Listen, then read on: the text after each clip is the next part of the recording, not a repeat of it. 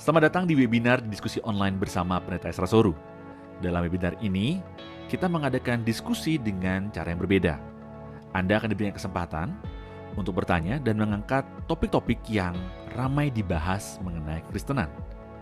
Berikut adalah cuplikan video dari diskusi-diskusi yang kami lakukan setiap Senin 2 minggu sekali jam 7 malam. Dan bagi Anda yang ingin mendaftar, silakan Anda bisa klik link yang tertulis pada caption. Jangan lupa untuk klik dan subscribe YouTube channel Pijar TV.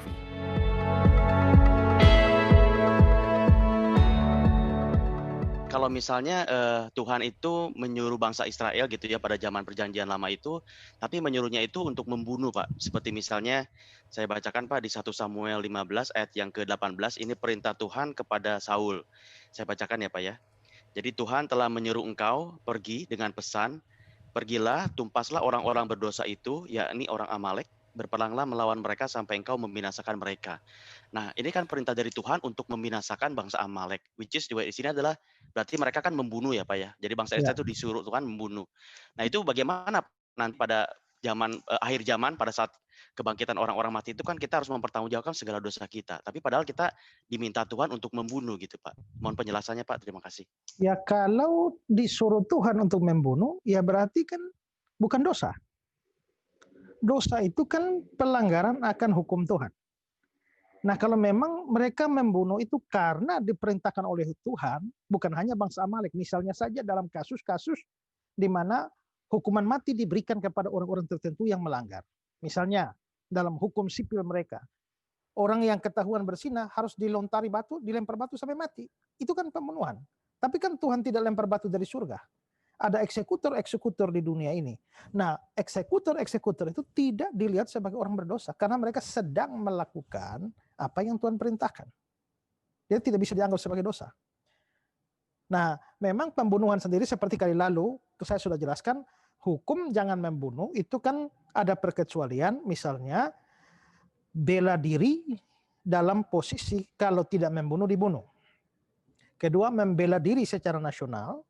Yang ketiga, itu adalah hukuman mati. Nah, kasus di mana Tuhan memerintahkan itu kan memang tadi dikatakan bunuhlah orang-orang berdosa. Seringkali kita melihat di Alkitab adalah cara Tuhan menghukum suatu bangsa itu dengan menggunakan bangsa lain. Dia menggunakan tangan bangsa lain, kebanyakan adalah bangsa Israel, untuk mendatangkan hukuman bagi bangsa-bangsa lain yang berdosa juga. Jadi bukan semena-mena. Nah, nanti ketika bangsa Israel sendiri berdosa, Tuhan akan memakai bangsa lain untuk menghantam Israel. Itu dalam bilangan, bukan Hakim-Hakim. Kita lihat ya, tiap kali mereka jatuh di dalam penyembahan berhala, Tuhan pakai bangsa inilah, bangsa itulah, sampai ketika zaman kerajaan utara, selatan, Yehuda dan Israel itu ya. Begitu Israel berdosa, jatuh penyembahan berhala, Tuhan pakai bangsa Asyur untuk menghabisi mereka. Begitu Yehuda juga jatuh dalam penyembahan berhala, Tuhan juga pakai bangsa Babilonia. Tapi belakangan nanti Tuhan juga menghajar bangsa-bangsa Asyur juga. Jadi adalah cara Tuhan pada masa perjanjian lama untuk memakai satu bangsa sebagai perpanjangan tangannya untuk memberikan hukumannya, menyatakan hukuman kepada bangsa lain. Kalau itu perintah Tuhan, ya berarti tidak dosa.